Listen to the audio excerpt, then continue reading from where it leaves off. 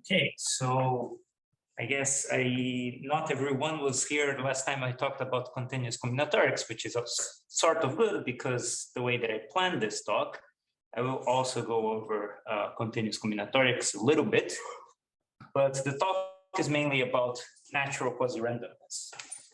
So there are two starting points for the theory of natural quasi-randomness.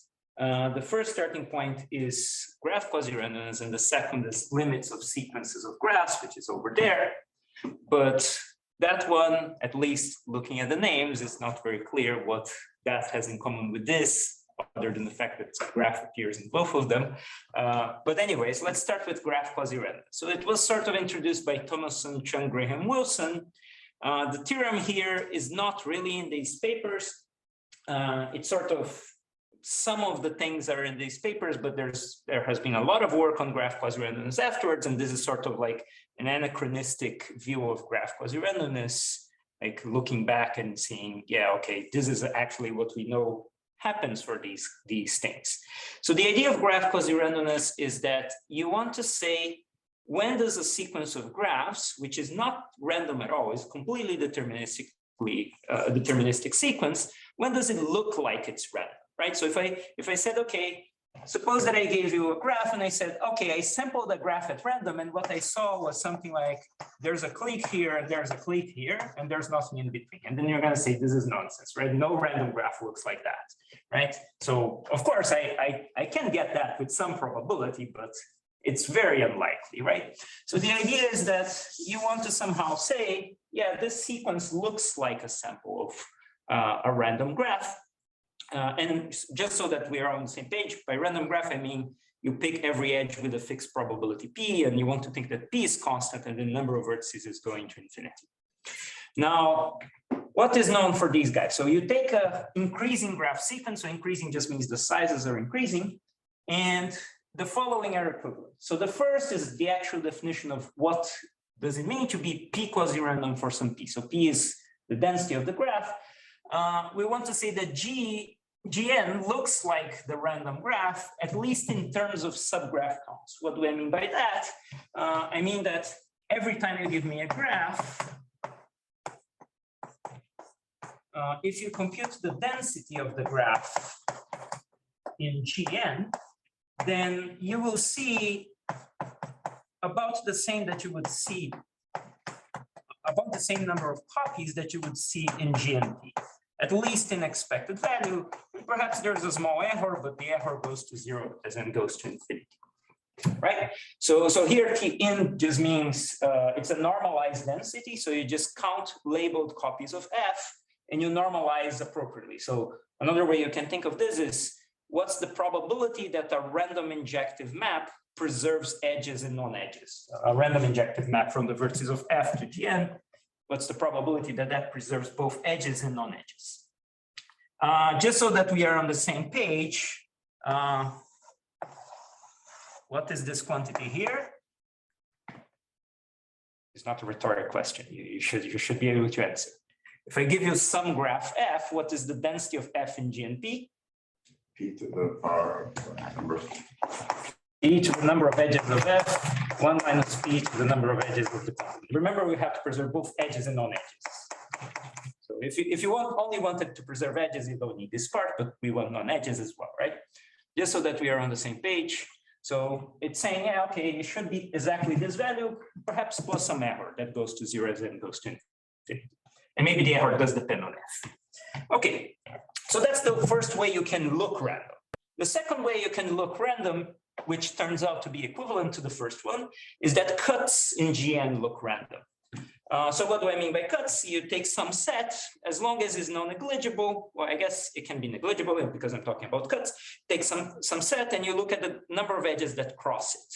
And then you want to say that, yeah, this looks as if I took a random cut. Notice that I'm here, it's slightly different because I'm not really comparing with GNP. I'm just saying, I cut Gn and it looks like I cut it random, right? It's not that Gn looks like GNP, but the cut looks random. So I will write this in a little bit awkward way. So I want to think of a cut as a true coloring, right? So that there's the red vertices and the blue vertices.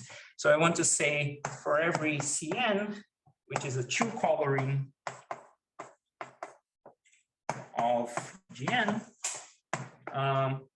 if I compute the density, and I want to write it in terms of density, of a colored edge where I have color 1 in one of the vertices and color 2 in the other of the vertices, and in the colored graph. So what do I mean by this? This is the same thing that we did here, but now I really insist that I preserve the colors, right? And I want to say that this looks random. What does that mean? It means that it behaves as if the coloring was completely independent of the edge. So it's the same as computing the edge density in Gn times the color density, which I can write it like this. And maybe plus some small error. Okay. Perhaps. Getting a little bit small for me, just so you know. Oh, I see. It's okay, I can see, but it's just getting, just to let you know. I'll try to write bigger. Okay. So just so that we are on the same page, can we compute this density of colors? Is it easy to see what it should be? So I have some coloring into red and blue vertices. I pick 2 distinct vertices at random, and what is the probability that the first one is red and the second one is blue? It should be something of the following form. You take, say, Cn minus 1 of 1. So this is the amount of red vertices. This is the amount of blue vertices, and I picked 2 distinct vertices, right? So it should be some quantity like this, right? Everyone okay with this? Okay, so that's what it means for cuts to look random. I look at a certain coloring of my graph. I try to compute the density of a colored edge. And what I see is something that behaves as if I colored at random, because I just see completely independent the edge density and the color density, right? It behaves as a product, which means completely independent. Now, the little o of 1 is when n grows. All the little o's are when n goes to infinity. So there might be a small error, which you would expect, because after all, these are deterministic graphs. So you can certainly find a very big clique and then color it completely. But sort of, if you expect this to look random, the big clique is not going to sort of be very prominent. And even if you try to isolate it, the cut will still look random or something like that, right? So there's always this error that goes to 0 as n goes to infinity.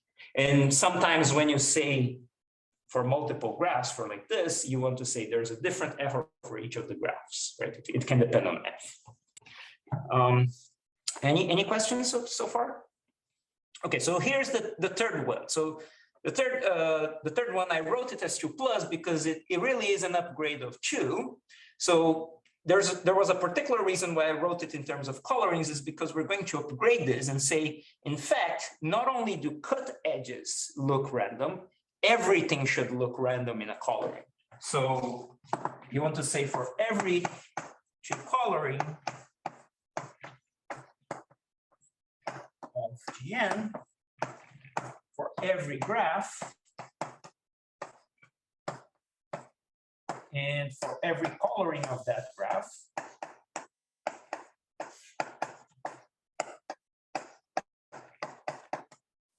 the density of the colored graph in the colored graph should behave as if the coloring was random. Again, this means that you should have a product group. So it's just the graph density of f and Gn times the coloring density of the coloring of f in the coloring of Gn. And then potentially an error that goes to 0 as n goes to infinity. And the error might depend on f. Technically, you could also say that it depends on c, but typically these errors only depend on actually the size of f. So I'm just going to write f. What's the coloring density of? So coloring density, imagine that you have a red-blue color graph, but you have another red-blue color graph. So you're saying it's the probability that a random injective map preserves edges, non-edges, and colors, right?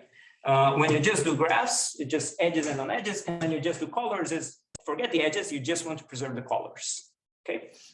So this is saying, it doesn't matter how you color this, it doesn't matter how you color this, it behaves, when you compute the density of color graphs, it behaves completely independent. You just compute the density of graphs and compute the density of colors. Okay? It's something that you would expect if the graph is random. Or in fact, it's something that you would expect if the coloring is random. But the quantity, the color density only depends on the fraction of red Yes. in each one. Yes, so Not on the graph. yeah, not on the graph at all. So here, I really write density of colors in colors because here there's no dependence on the graphs. I just need to know what was the colorings of the vertices, what was the coloring of the smaller thing that I want to fit, and I'm computing the probability that a random map preserves colors. But it doesn't depend which vertices are colored. It only depends on the number of vertices. Which Yes, at the end of the day, yes, because there's a formula that looks something like this. But for graphs, it does depend on the structure. But I really want to insist on writing like this because later things will be slightly more complicated than this. But the moral of the story is that this kind of thing is saying it doesn't matter how I color, it looks as if I colored at random. Okay, so this is what I want you to have in mind, right? Yeah. Sorry, Yes. could you quickly write the definition of TIND C tilde and CN? Yes, so this is the, okay, so maybe I'll write it here, but I'll erase later. So if I have two colorings, I'll just write C1, C2, right? So this is some two coloring. So let's say C1 goes from some vertex set to 2, and C2 goes from another vertex set to, right? And let's say that the sizes are like this, otherwise it will not make sense. So this is going to be the probability that in a random injective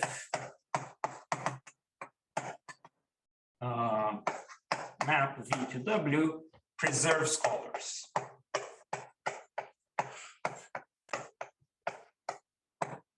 Is that okay? Yes. So perhaps to build on Zev's comment, you really don't need to know the colors. You only need to know how many guys are in each of them. If you want an explicit formula, it would be something like you take how many guys have color 1 in C2, do a following factorial, how many guys have color 1 in C1, and then you take the same thing but in color 2,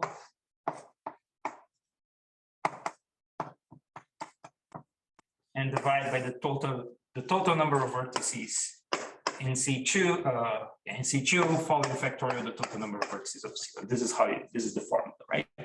So this is actually, you could plug the correct number here, but I really want to think in terms of it's the density of something inside something.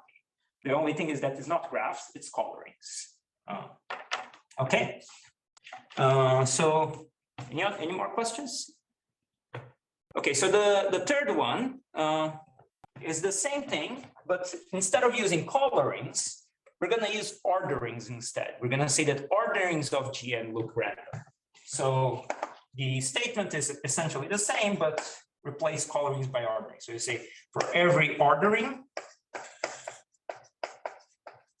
of GN, and by ordering, I mean ordering of the vertices for every F, which is a graph,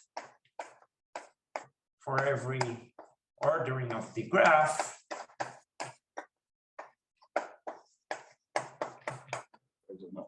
not to be a stickler, but do you need the colorings to converge the density of red and blue to converge? Or? It's a good question. No, because you can use compactness. So implicit in the theorem is, yeah, you could have done a coloring that doesn't actually converge the proportion, but every possible subsequence would satisfy, every possible convergence subsequence would satisfy the property, and sort of, okay, so it does hold. So technically, this quantity could be going all crazy, but still holds if you're careful on how to write it. And I think I wrote it in the correct way that it still holds. That's a good question. Okay, so what was this? So for every ordering, you get the same kind of thing. So if you compute the order density, F GN plus n, then you should see something that behaves as a product. So Tn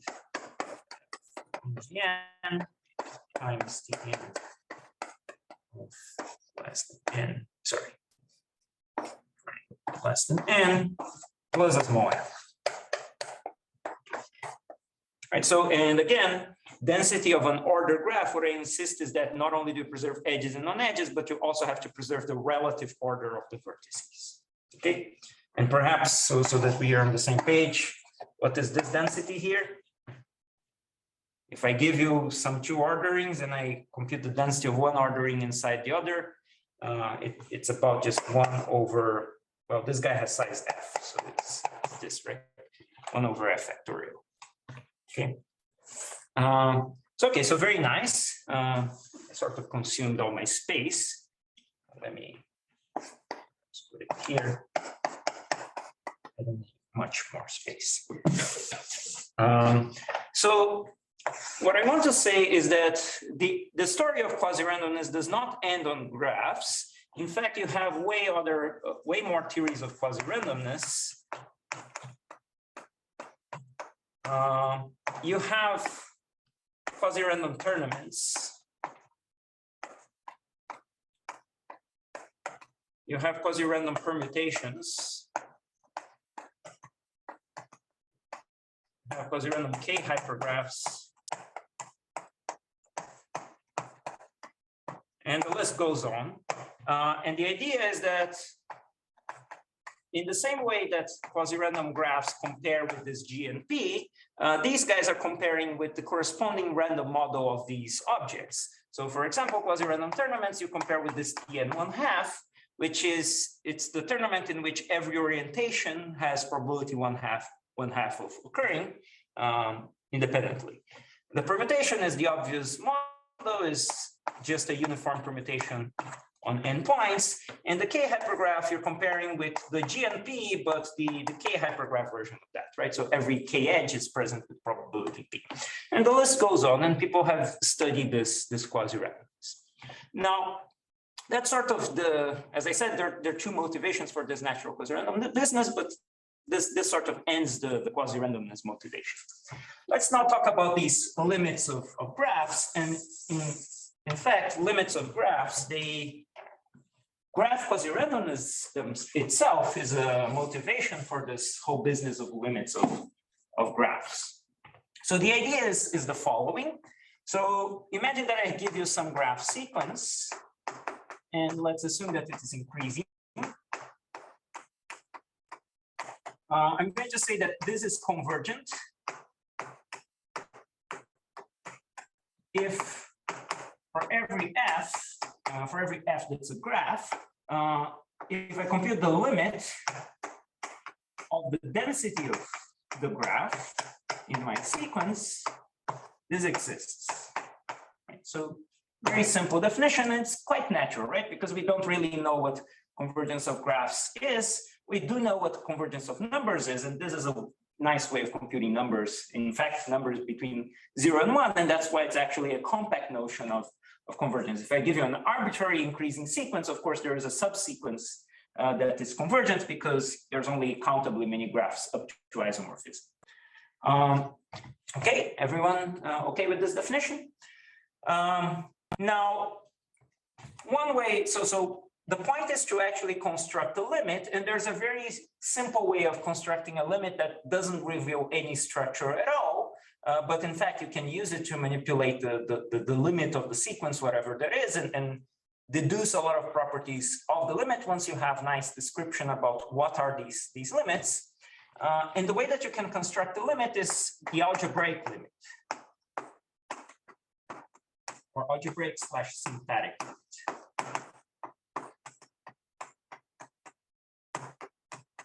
If I'm given one such a sequence, what is this guy? This is going to be some function that goes from m to the perhaps interval, where m here, this is the, let me just write it up here. This is the set of finite graphs.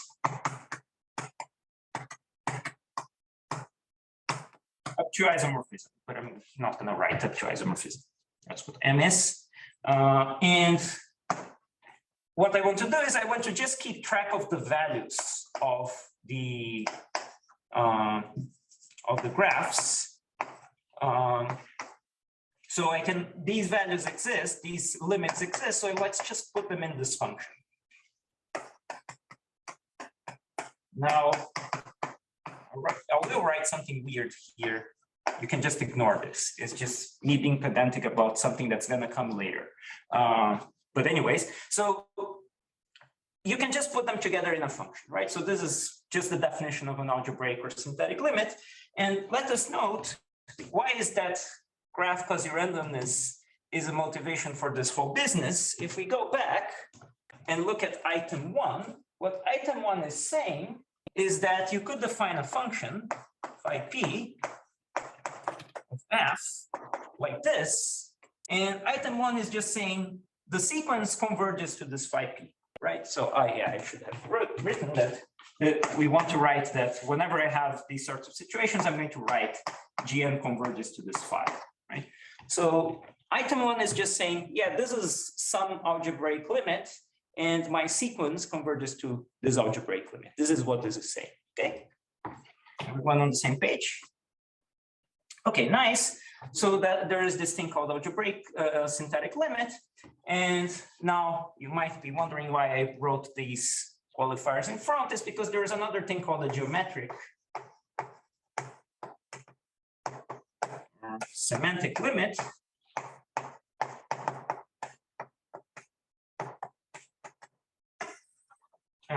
And in the case of graphs, this is given by graphons.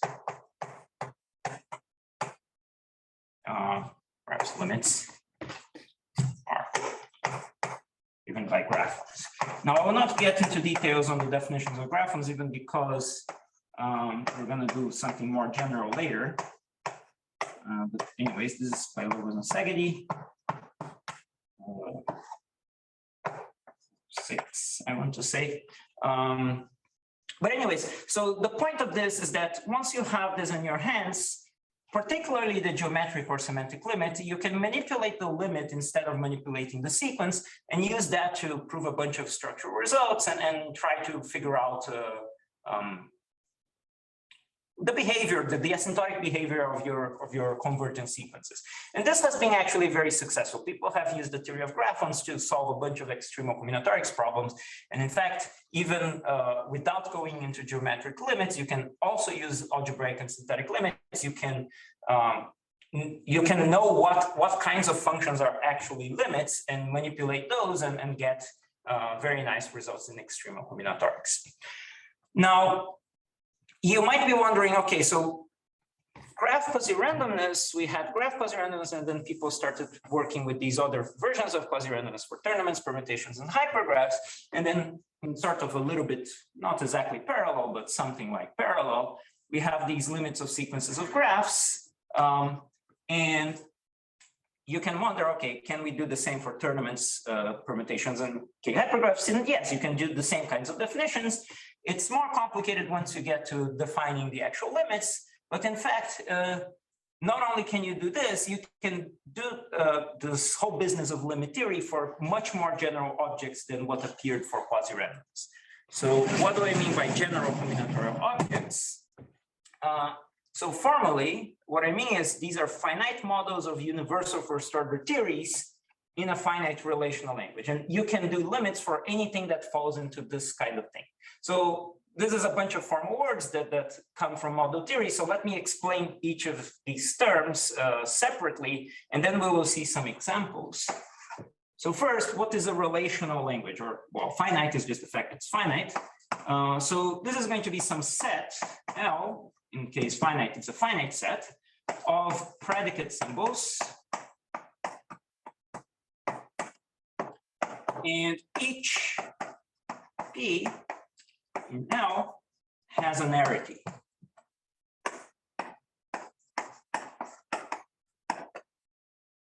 Which I'll denote by KP. So, I mean, formally it's just a set with a bunch of numbers, but you really want to think as symbols that you're going to evaluate on KP tuple and check whether it's true or not. In particular, we're going to have a first order theory. What is this? This is going to be a set of axioms using symbols from L, right? So you can use these symbols to form sentences, and you just put some set of axioms. And by sentences, I'll just be completely formal here and say that quantification is over vertices, only over vertices. So only over points. So that's why it's first order. Now, what is universal? Universal is all axioms are of the form for every x, f of x. So you're not allowed to use existential quantifiers, right? So this is quantifier free. And finally, I need to talk about what are these models. To talk about these models, I first need to tell you what's an L structure. So I'm given some language there. So what's an L structure? So it has a vertex set.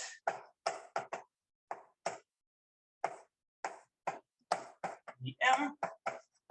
And for each P,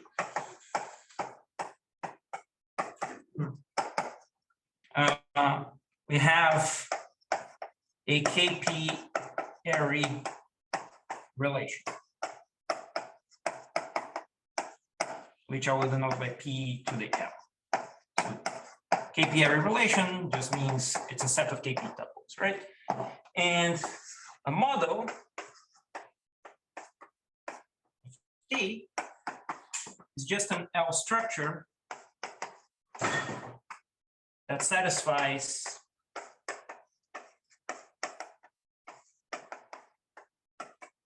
T. So all the axioms of T, right? So when I say a general combinatorial object, what I mean is you fix a universal first order theory in some finite relational language, and then you consider all possible models of that, or all possible finite models of that. So the first order theory is just giving you what is the nature of your combinatorial objects, and your combinatorial objects are the models of this theory. Now let me show you some examples. In particular, it better be the case that we should at least cover what we have already seen. We should at least cover graphs, tournaments, permutations, and k-hypergraphs if we are hoping to just say that, yes, this whole business is going to cover all these things that we talked about. So let's start with the theory of graphs. So my intent is to build some universal theory whose models will be exactly graphs. So this is this theory here. So what is the language? The language is going to have a single predicate symbol, which I will call E. And the idea is that E is going to encode adjacency between vertices. If that's going to happen, then it better be the case that it's a binary predicate symbol. Its adjacency is about pairs of vertices. And the axioms, I'm thinking of simple graphs. So the axioms are going to be for every x, it is not the case that x is adjacent to x. And if x is adjacent to y, then y is adjacent to x. Then it's very easy to see that models of this theory are exactly graphs, right? Because it's some vertex set along with some relation which is irreflexive and symmetric, right? Now, is equality like a built-in? Equality is always allowed. You always have equality. You always have equality. You can use it. Okay. Any more questions? So just so that we are on the same page, what if I didn't want to do graphs and I wanted to do k-hypergraphs? Maybe let me do in orange the changes.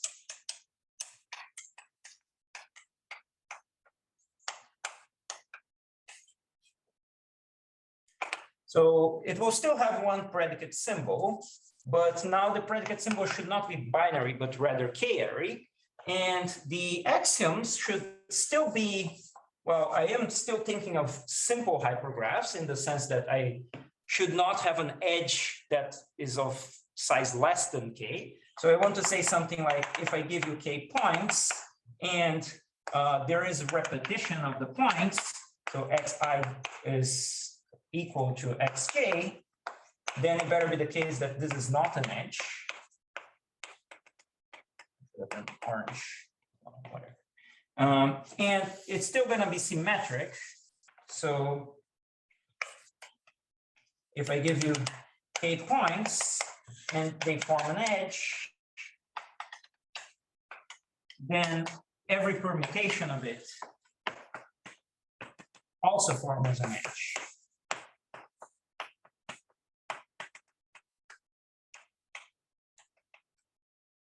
Right, so this is how we encode K hypergraphs, right? It's the same kind of thing that you do for graphs, but just a little bit more complicated because it's on K points.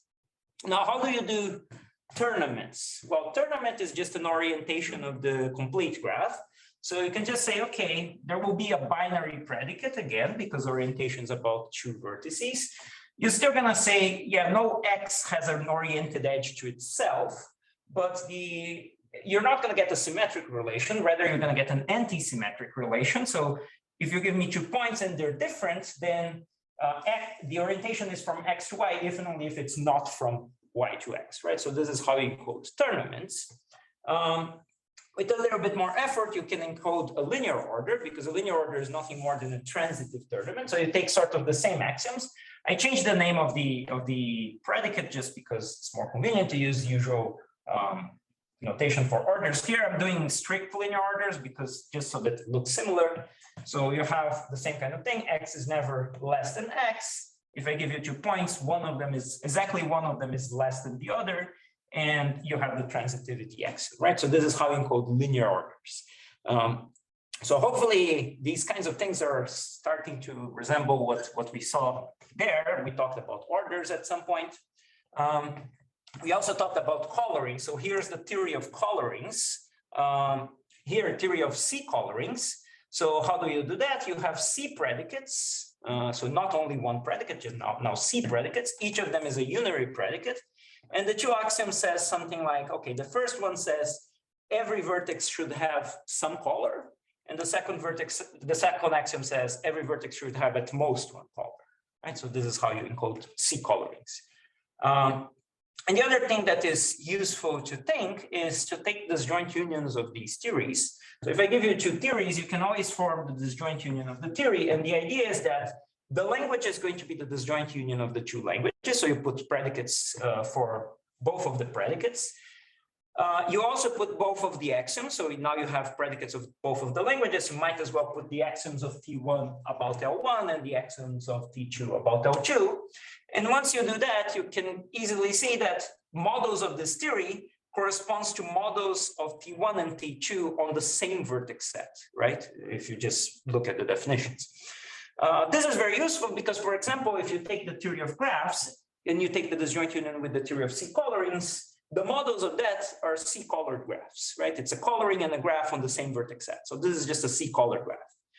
If you take a graph and you take the theory of graphs and union with the theory of orders, you get the theory of ordered graphs, right? A graph with an ordering on the same vertex set. And just so as a curiosity, when you do the theory of quasi-random permutations, what you care about is not really about the values of the permutations, but rather about subpermutations. And if you only care about subpermutations, everything that is done on quasi-random permutations is encoded in this theory of permutations, which is just the disjoint union of the theory of linear orders with itself. So a subpermutation is just some points of the permutation such that you get the relative ordering of the vertices correct. So once you think about it for some time, you're going to see that this amounts to 2 linear orders over the same vertex set. There is the natural linear order and the order given by the permutation. So the theory of permutations for us is just 2 disjoint, two linear orders on the same vertex set. Okay, everyone fine with these kinds of examples? So you get, for example, like finite fields also. Finite fields, you can write it in terms of a first order theory, but not a universal one, because you have the annoyance of you have to have an identity, right? Right? You have to have a 0 in a field or in etc. Right?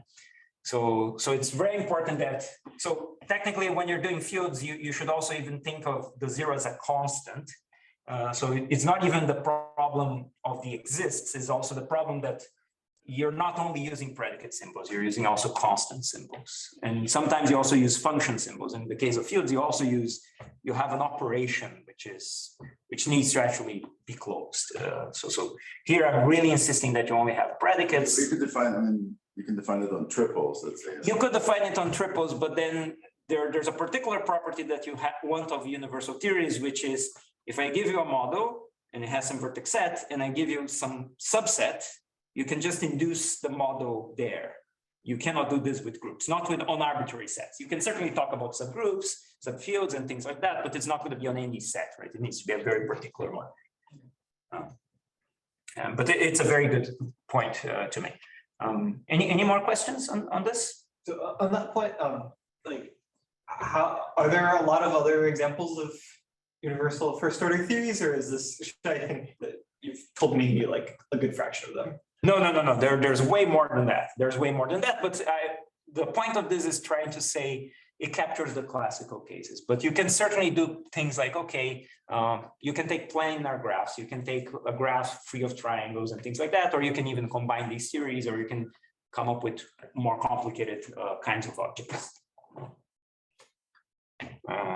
But it's a nice language to think of. Anytime you can encode whatever is your family of combinatorial objects in this kind of language, there will be a corresponding theory.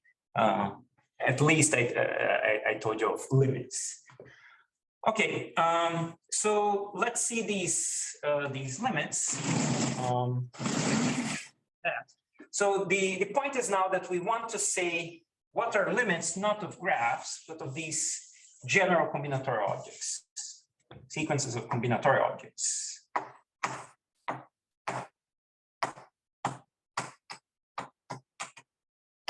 Okay, so what are the changes that we need to make to these definitions? So first, okay, I give you a sequence of increasing combinatorial objects. Increasing is fine. It just means that the sizes are increasing. Sizes just is the size of the vertex set. You want to say that for every not graph, for every combinatorial object of that nature, for every model of that theory, there exists the limit of the density of f in Gn. So we need to define what is the density of f in Gn. And here's a very easy way of defining that. Perhaps, I'll try to write it here. So you can talk about embeddings of a combinatorial object in another, or a structure in another. So M, M, N, this is the set of embeddings.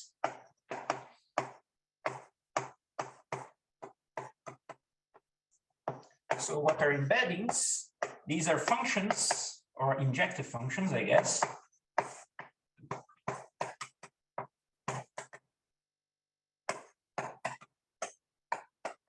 That goes from the vertices of M to the vertices of N that preserve relations.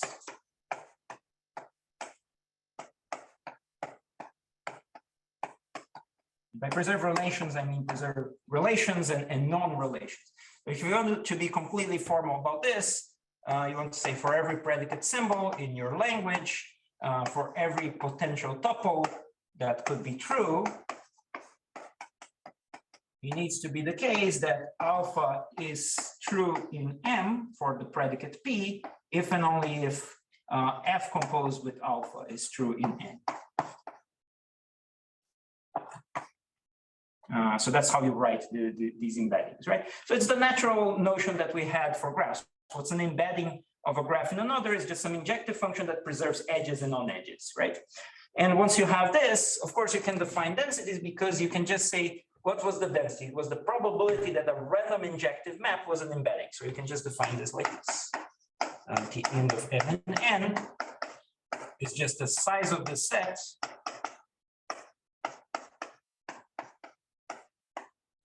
divided by the following factorial.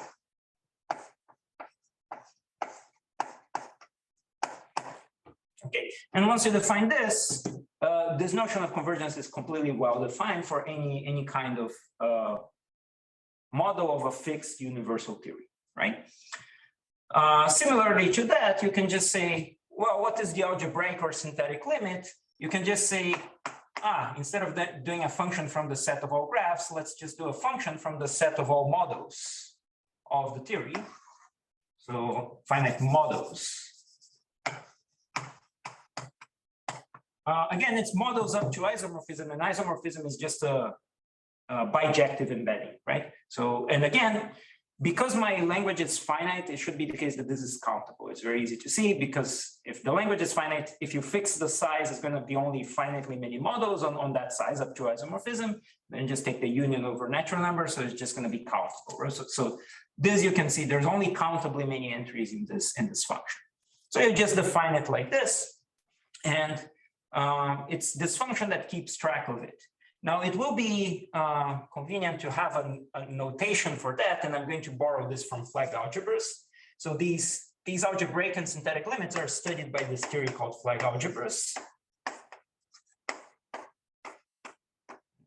Rasborov 7, I want to say, and I'm going to borrow a weird notation. So if you don't know what flag algebras are, this is going to look very weird. But for us, you can just think that this is the set of algebraic limits.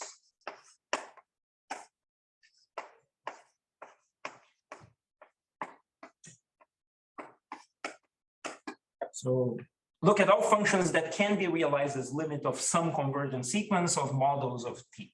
And this is what this is. So it has this weird notation because actually you can completely describe the set in terms of homomorphisms from some algebra. That's where the name comes from. But for us in this presentation, it's enough to think of this. Okay, it's all functions that come from some convergent sequence, which I might not know a priori an explicit description. There is an explicit description in the literature somewhere. Okay. So we have this notation, and now the other thing that will happen is that geometric or semantic limits will not be given by graphons, but rather it will be given by some other theory called theons. But this is sort of, I'm going to omit this for now. But nevertheless, the idea is that these two theories, flag algebras and theons, give you this limits of an arbitrary combinatorial object, right? And something actually, I should say that something similar happened for these arbitrary combinatorial objects in the sense that before we actually got these general versions, people were getting versions of limit objects for particular universal theories. Like some people had done like, what is a limit of a directed graph? What is a limit of a permutation? What is a limit of a K hypergraph? And then later we got to this general kind of limit of an arbitrary combinatorial object. So it's very natural to ask, well, if this whole business of limit theory was inspired by quasi-randomness, and over here we started doing some ad hoc limits and then got to a general theory of limit theory, can we do a general theory of quasi-randomness? And that's the whole point of natural quasi-randomness. Okay. Now, we can try to do an attempt at a general theory of natural quasi-randomness. Perhaps I don't have enough space there, so let me do it here.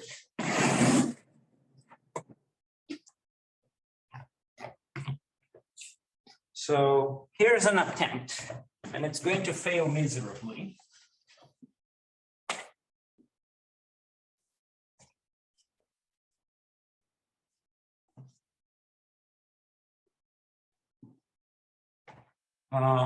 Okay, so now imagine that I have a theory T. So T is some universal theory.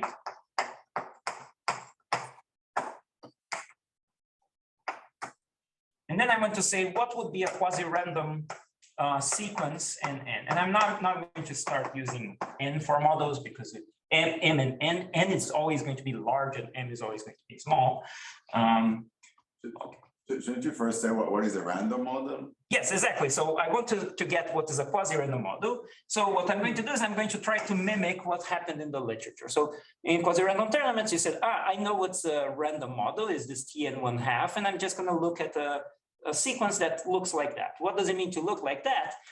This gives me a hint. Item 1 says the random model converges to something, and one of the items should be whatever my sequence is, converges to the same limit. And this does happen for these objects. You just take these random objects and you compute their limit. And one of the items of the theorems that people prove is the sequence converges to the same limit. So you can try to do that, right? So let's try to compare compare with the random model, right? So what is the random model? So now we start running into a problem. We have an arbitrary universal theory and we want to say what's a random model. So if we go back to here, you can try to figure out by saying, okay, GNP is a little bit unnatural, but if you think of GN1/2, another way you can think of GN1/2 is to say, I just pick a random graph, a random labeled graph on n vertices.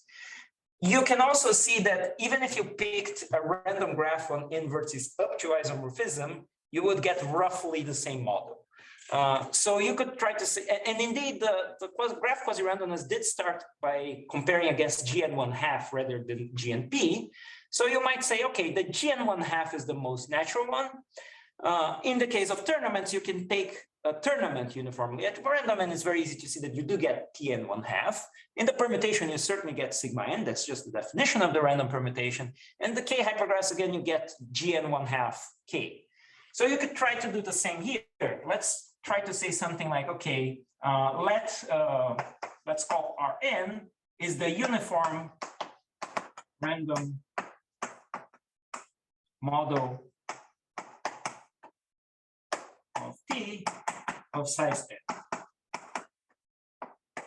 And let's try to compare with this guy, right? One of the items should be, you take this guy has some limit, and let's compare with this. And you quickly find out that this is complete nonsense, because if you take this guy, there's a bunch of theories in which this is not actually going to form a convergent sequence. So it was kind of lucky there that when you form the sequence of random models with probability 1, it's a convergent sequence. In this case, it's very easy to see. For example, if you take T to be the theory of complete or empty graphs.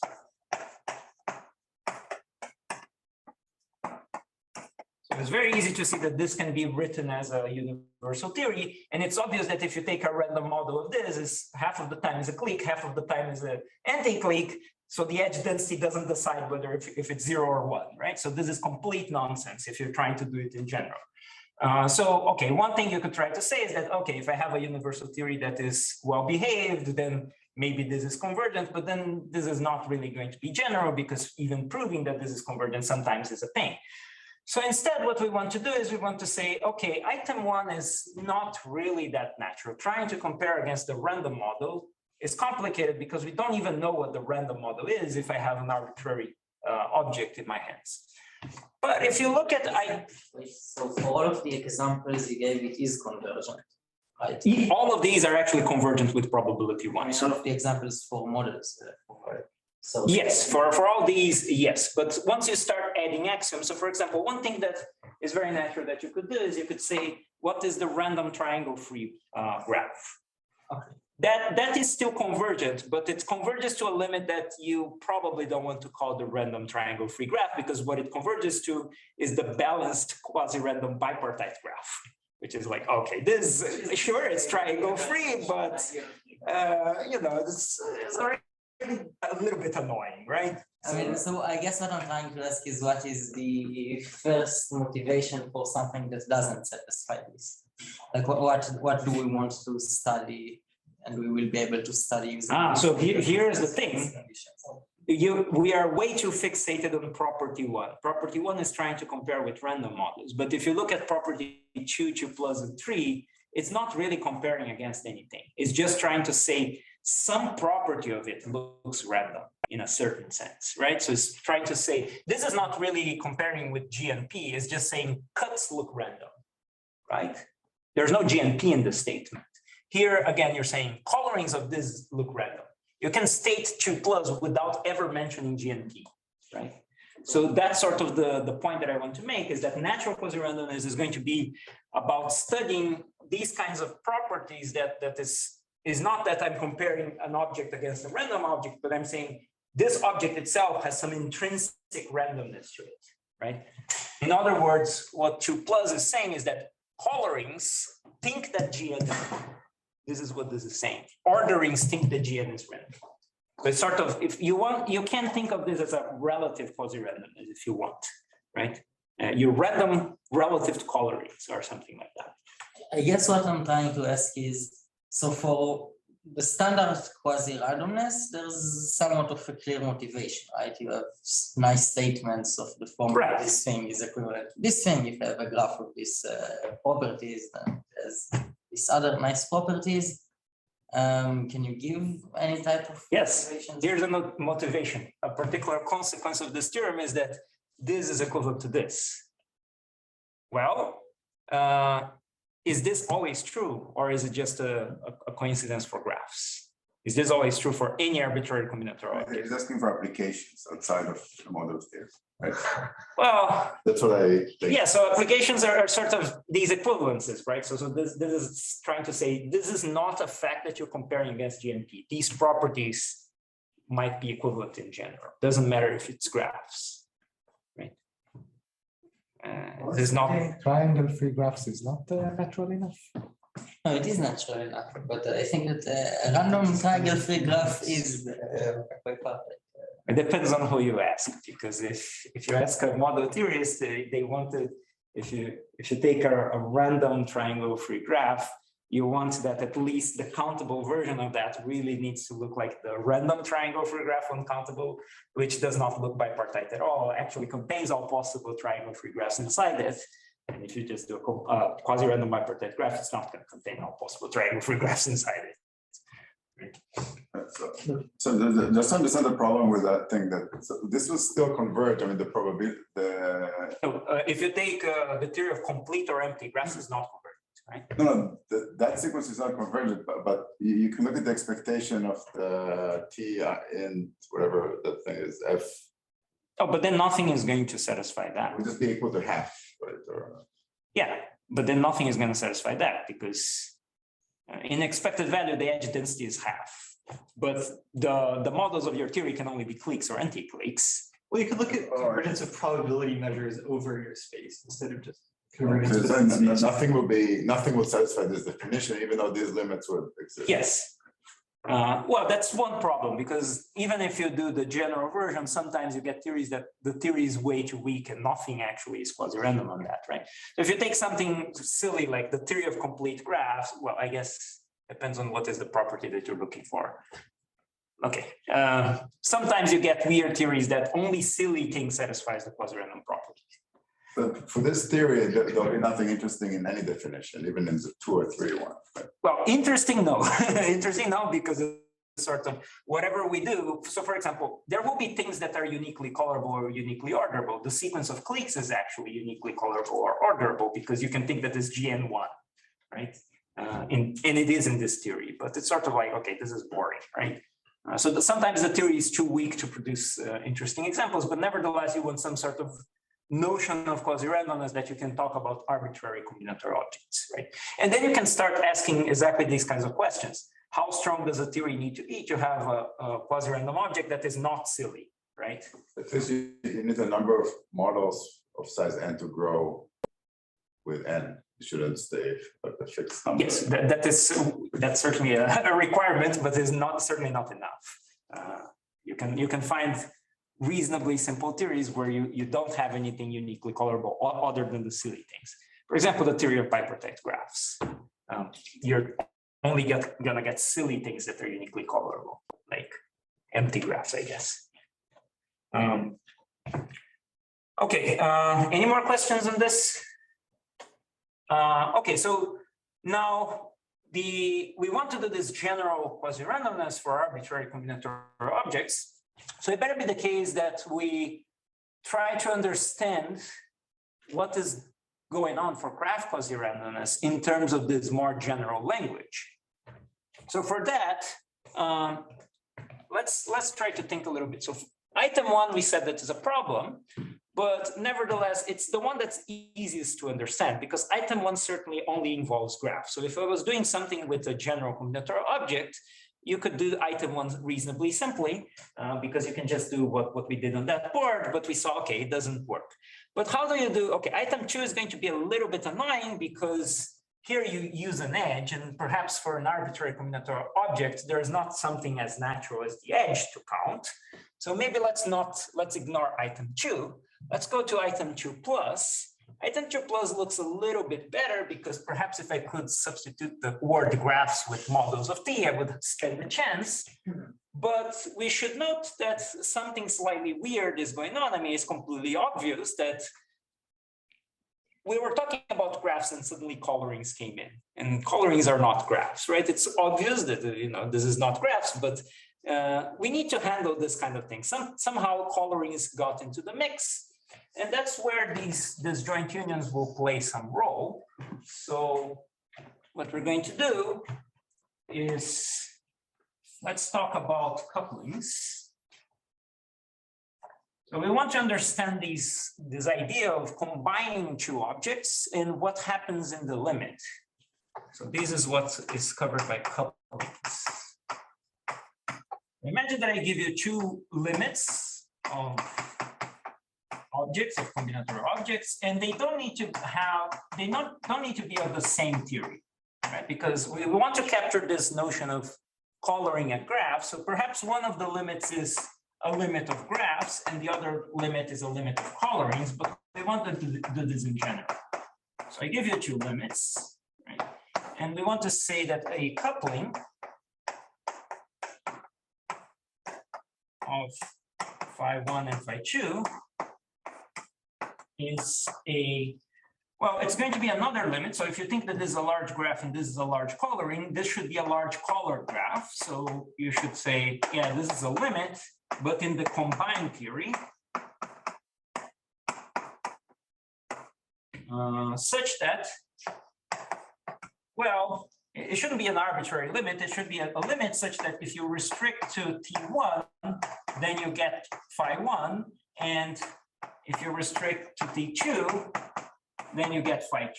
So what does restrict means? Well, at least intuitively, it should mean something like this. If I give you a sequence of models converging to psi, then this sequence of models, if I think that T1 union T2, for example, is colored graphs, you can just say, okay, this is a colored graph. I could restrict it to T1, say the theory of graphs, and say, forget the coloring, and this should converge to whatever this psi T1 is, right? At least intuitively.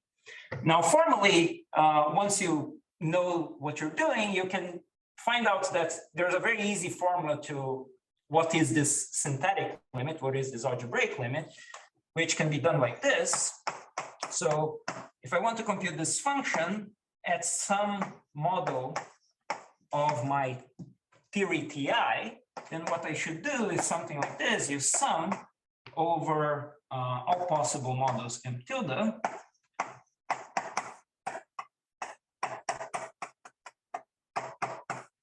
such that M tilde restricted to Ti is equal to M, and you compute psi on that. Right? Because if I have a large colored graph and I want to compute the density of a graph inside it after I would forget the coloring, what do? I consider all possible colorings of my small graph and compute the density of that. Right? That's how you compute this. So you can just say, yeah, define this weird function, and this is what this restriction is. And the coupling is just some limit that when you do these restrictions, you get the original things, right? Now, very nice. Again, I use a lot of space for this, but anyways. So looking at the formulas that appear here, we have this thing is going to be encoded by some sort of coupling, right? So you have some limit of graphs, and then you have some limits of colorings, and then this is a limit. This is sort of a coupling of the limit of graphs and the limit of colorings, right? So again, there's an issue about convergence, but again, there's compactness to help you. So even though you might do some sequence that's not convergent, you can always pass to a subsequence to get convergence for free. But on the other hand, the right-hand side is saying about, yeah, it should behave like a product. So it's useful to think about one specific coupling, which is called the independent coupling.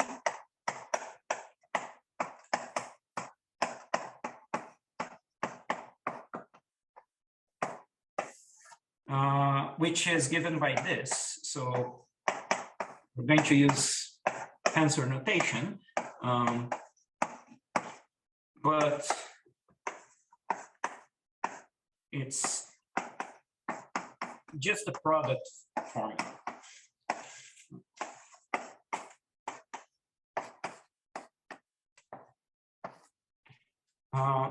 Now, you might be wondering, if I give you two arbitrary limits, does the independent coupling actually exist?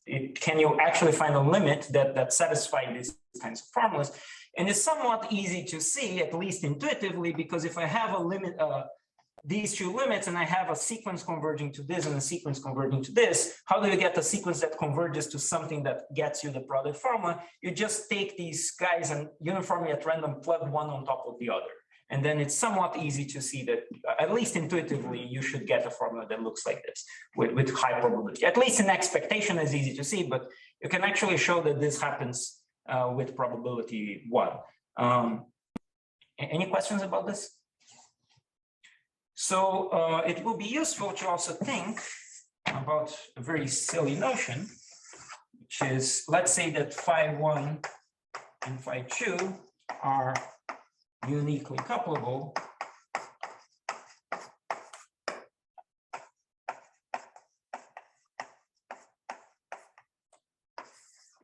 if there exists only one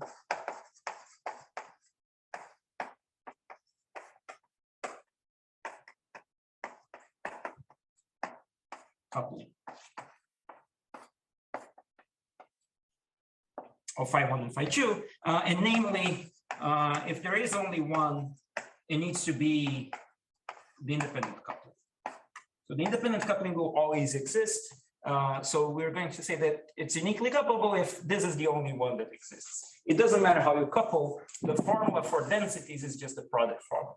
So if with these definitions in mind, it's very easy to see what these notions of graph quasi-randomness are in terms of these kinds of limits, because you can just say, okay, by compactness, you can just think that Gn is converging to some phi. And then what is 2 plus saying? 2 plus is saying that phi is uniquely couplable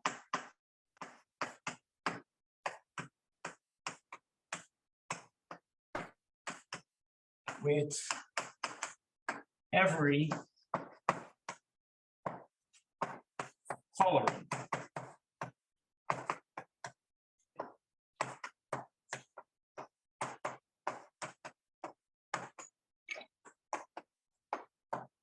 And 3 is saying kind of the same thing. Phi is uniquely couplable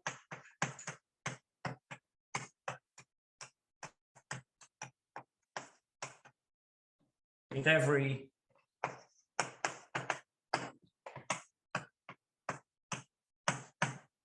arbitrary.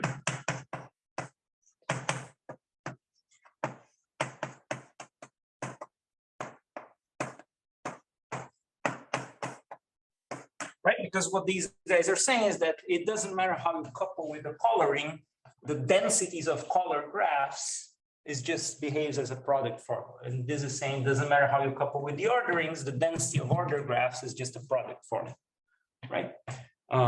So natural quasi-randomness is about these kinds of business, or at least the one that I'm going to focus on today is about these kinds of things. How does one object thinks that another object is random? And one way you can say that is, it doesn't matter how you couple, it looks like you couple at random. So I kind of already gave a spoiler for this. What kinds of things can you prove about this? Well, you can see that actually there's no graphs here, right? You could do the same kind of definitions for an arbitrary combinatorial object, and you can ask, are these things actually equivalent? And in fact, you can prove that they are equivalent. Namely, if I give you an arbitrary combinatorial object, so here's a list of things that are actually equivalent. So first, in fact, you don't even need to be uniquely colorable. You don't need to fool every possible coloring. As long as you fool a single non-trivial coloring, so meaning you cannot color everything red, you need to color some proportion red and blue. If you fool at least one of these, then you're gonna fool every possible coloring. And if you can fool every possible coloring, in fact, you can fool every possible coloring into C colors. So this is what I mean by uniquely C colors. And if you can fool uniquely C colors, then you can also fool orders. So you're uniquely orderable, you fool orderings. And in fact, all these is part of a class, which I actually forgot to write here, called U couple one.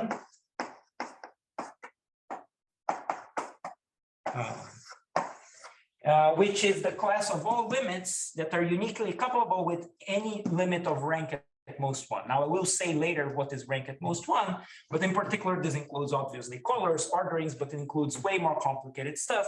So for example, if you do know what a graphon is, rank at most one includes all graphons that are 0, 1 valued.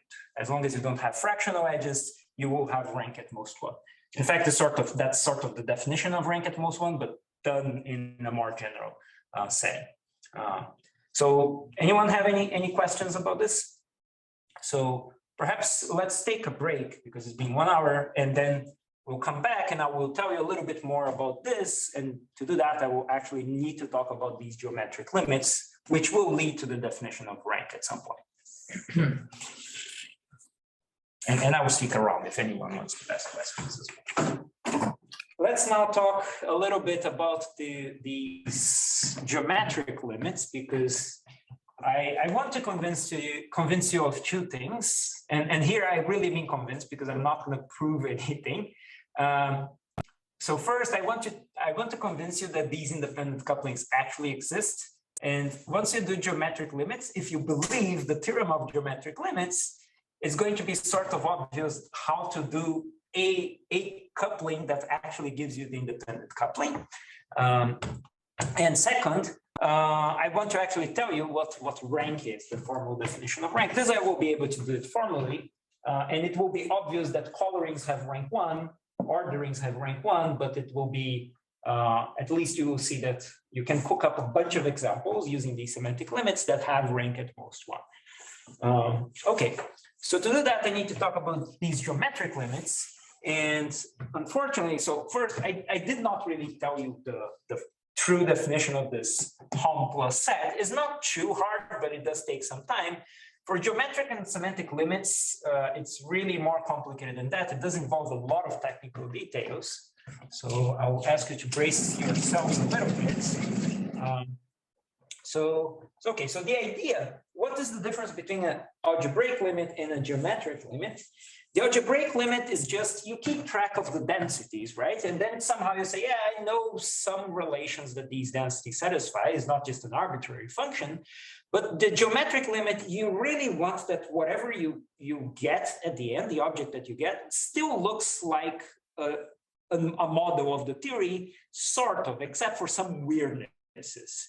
Right? So if we think about the way that you go about finding models, you say, okay, there was some sort of vertex set, and then you said, okay, I have some vertex set, but I will talk about predicates being true or not in some set, in some k tuples, so I have some weird k tuples, and then from that I can define what are the relations for each of the predicate symbols. That gives me a way of defining structures, and then finally I can say model is any structure that satisfies the axioms of the theory. So we're going to do something similar for limits, but everything is going to be slightly off. So what is the limit vertex set? So the limit vertex set is not going to just be an arbitrary set, but rather is going to be a set equipped with a probability measure. And in fact, it needs to be an atomless standard probability space. If you don't know what that is, don't worry too much about it. Just to have some example in mind, think of like the interval with the Lebesgue measure. That would be a very standard example. In fact, that's sort of the only example in a certain sense. Now, then we're going to talk about k tuples, and perhaps I should say not limit set of k tuples, but rather set of limit k tuples, because a k tuple is not actually a k tuple in the limit. A k tuple has more coordinates. So instead of being x to the k, which would be a k tuple of vertices of x, is actually x to the rk, and rk is the set of all non-empty subsets of 1 through k. So a limit triple actually has 7 coordinates, right? It has coordinates for each vertex, coordinates for each pair, and coordinates for the triple. So it's a little bit more weird, but nevertheless, a relation should be a set of k tuples. So it's just going to be that, and it's called a peon. Except that because we have a probability space, we're also going to require that it's actually a measurable set of k tuples. And here I'm thinking of the product sigma algebra. So it's just a measurable set of limit k tuples. That's what's a peon. A limit structure is going to have a vertex set that I sort of sweep under the rug. But nevertheless, for each predicate symbol, I'm going to have a relation for that, but it's a limit relation. So it's a peon. So for each predicate symbol of my language, there is an associated peon, which is this measurable subset of k tuples. Okay, that's what's an Euclidean structure, or this limit structure. And finally, the limit model, or theon. So I should also say, why do we call it theon? This is just a silly extension of the name. If it was the limit of graphs, we call it a graphon. So if it's a limit of t, then you call it a theon. That's why we call it that. But what's that is just going to be an Euclidean structure that satisfies the axioms of the theory. Now, satisfies the axioms of the theory. You can actually define that, but it's a little bit annoying. Instead, what we want to say is something like this. There will be a way of computing densities in this thing. And to say that you're a model is equivalent to say that everything that is not a model cannot be a submodel of you, right? Because it's a universal theory. So what we're going to say is that a theon is an Euclidean structure such that when you try to compute densities in it, which I will say how you do that, if you compute the density of something that is not a model, then it's zero, right? That's what a theon is going to be, okay? So everyone on the same page. I didn't tell you yet how do you compute densities in these beasts, right? Okay, so you can see sort of the analogy why these things kind of look like models, except that something is going a little bit weird with these k tuples, which they have extra coordinates. Okay, so how do you compute densities on this kind of thing? So one way you can think of computing densities in an arbitrary model is that way of saying, it was, if I have a small model and I have a large model, the density of m in n was the probability that a random function isn't embedded, right? In other words, what you can do is you can say, you look at what is the size of m, and then you sample m points here, and that gives you a random model, right? When you sample m points, and you just compare if you got exactly the same model, right? And that's what we're going to do here. We're going to say, this kind of thing gives me a way of sampling finite models, or in fact, we're going to sample a countable model because it is more convenient to think about this, right? So we're going to sample some countable model out of this nonsense, and we're going to say, if I want to compute the density of some finite model in this, I just take the sampling, look at the first n points, and check whether it's equal to my model. And the probability that that happens is going to be the density, right? Why countable? Countable is for convenience. Technically, it should be finite. Countable is just, I want to say, there's just one sampling going on, and you just restrict to the first n points. But you can think that it's finite. Perhaps I should have done finite,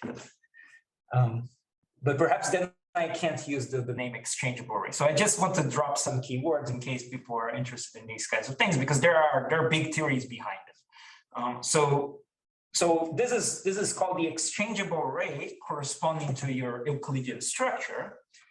It's this random model that we're going to sample. So it's a random, well, not a random model, but a random structure, because you don't know whether, a priori, you don't know whether it's going to be a model or not. It's going to be a model if it's a theon. But anyways, a random structure. And so, as I said, it's going to have vertex set being the perhaps positive integers.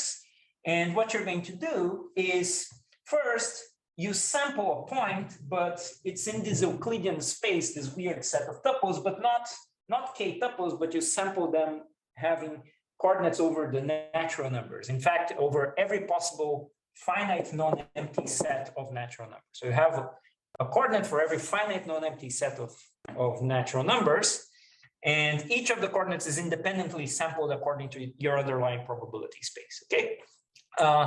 Once you do that, you have the vertex set being the positive integers, and now you need to say, well, how do I decide whether something satisfies a relation or not?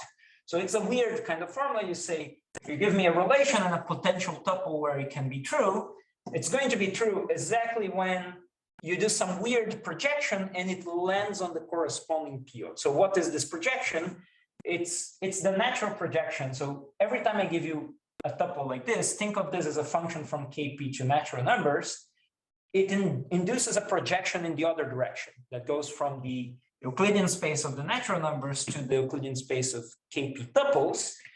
And the way that you do this projection is if you want the A coordinate, you just look at X evaluated at alpha A. So let me give you sort of an example of what this is, because at least the formula is a little bit annoying to understand.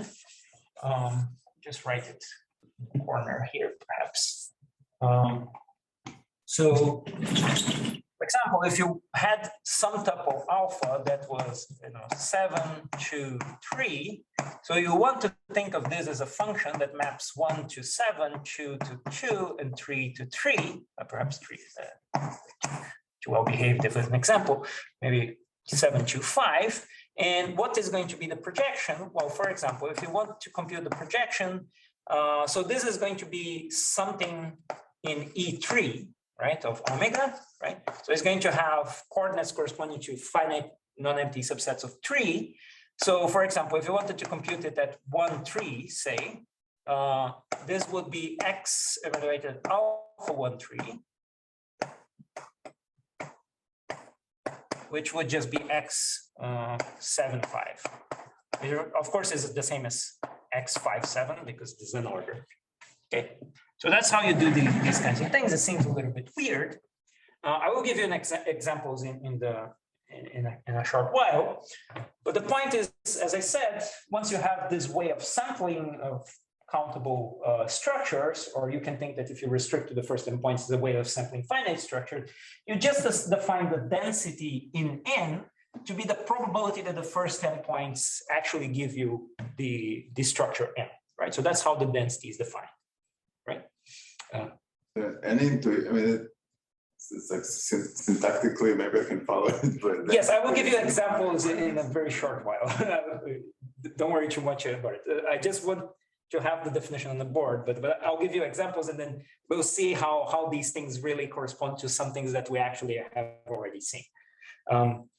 But anyway, so this is how you compute densities, and the big thing is that actually this is the correct limit in the sense that if you give me an arbitrary omega and an arbitrary t, if you give me a convergent sequence, then there is a theon to which it converges in the sense that densities of these guys, the limit of the densities are exactly what you compute in the limit.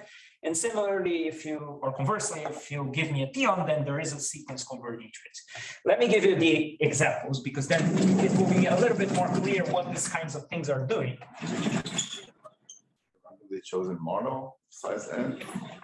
What? Is this the randomly chosen model of size n? Yes, so when you restrict to the first endpoints, that's the randomly chosen model of size n. It's uniform over all models. No, because it depends on what the n is, right? So if your n looks nice, it will be uniform over all models, but the n can have a structure inside it. Let's see some examples because then it will be a little bit more clear. Let me intentionally not erase this part because we're going to retrieve these kinds of models from these kinds of things.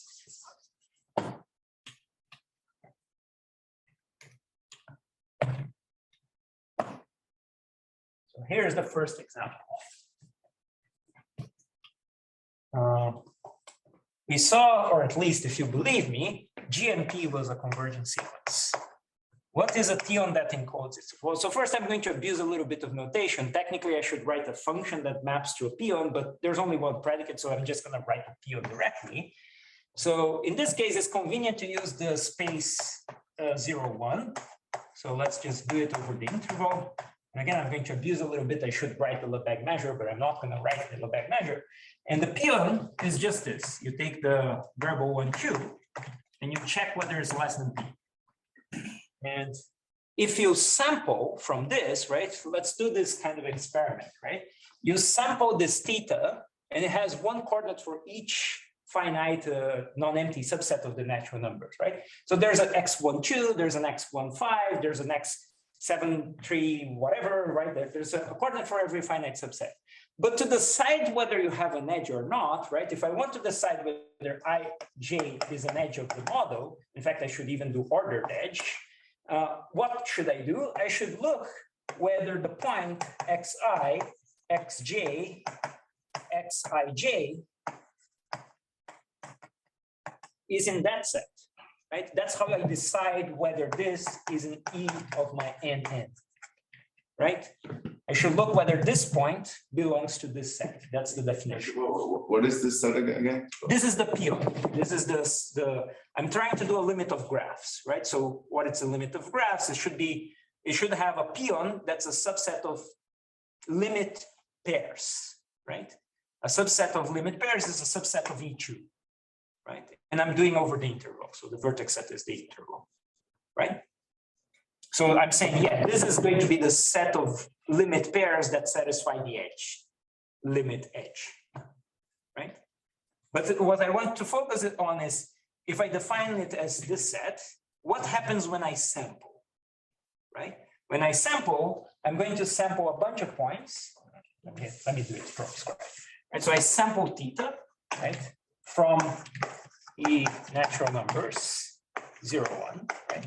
What does that mean? It means that I have a coordinate for each non-empty finite subset, right? And now I need to check, I want to decide whether ij satisfies the edge of my model, right? Well, from the definition, this means this is going to happen exactly when xi, xj, xij is in the corresponding peon, right? Which is this guy. That's just the definition. Is that okay?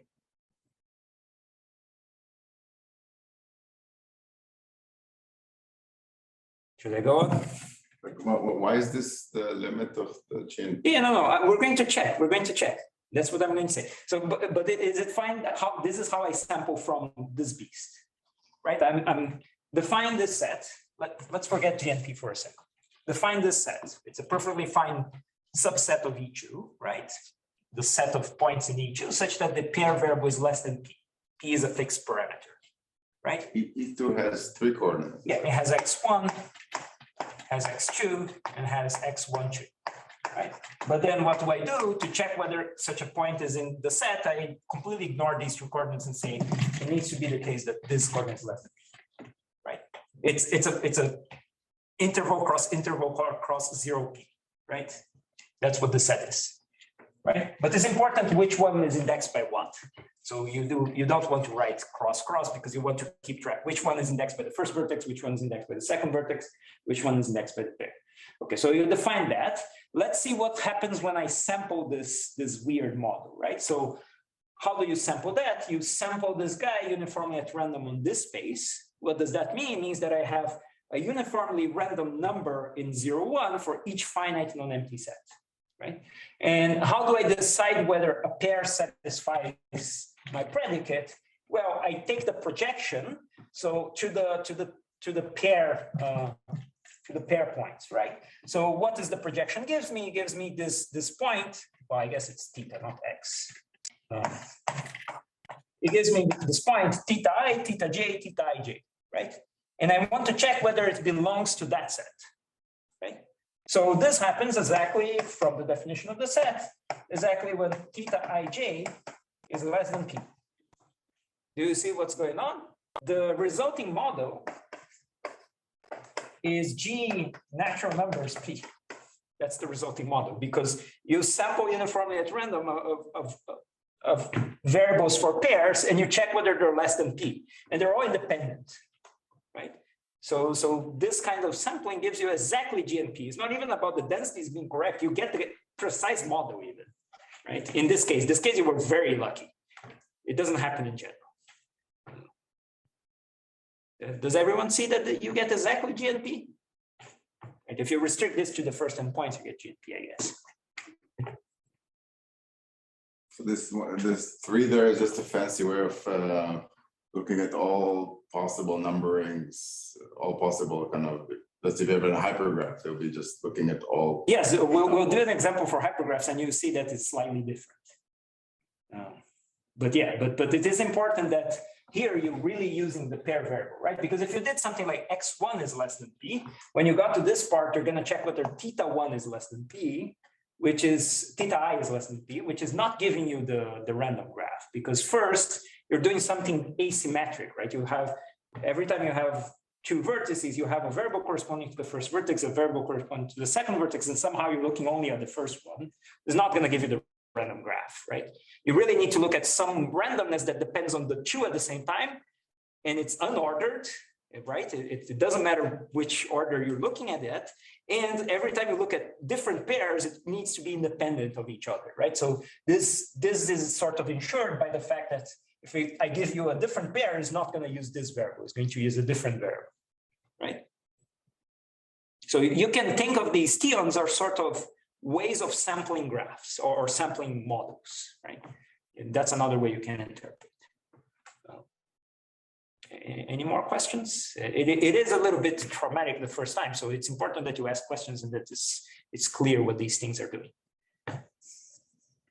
Okay, so let's do a slightly more complicated example. What if I wanted to do the K random graph, the random K hypergraph? Well, the first thing that you should notice is that we shouldn't use two here because now it's limit K tuples. And the other thing is that it shouldn't be 1, 2 here.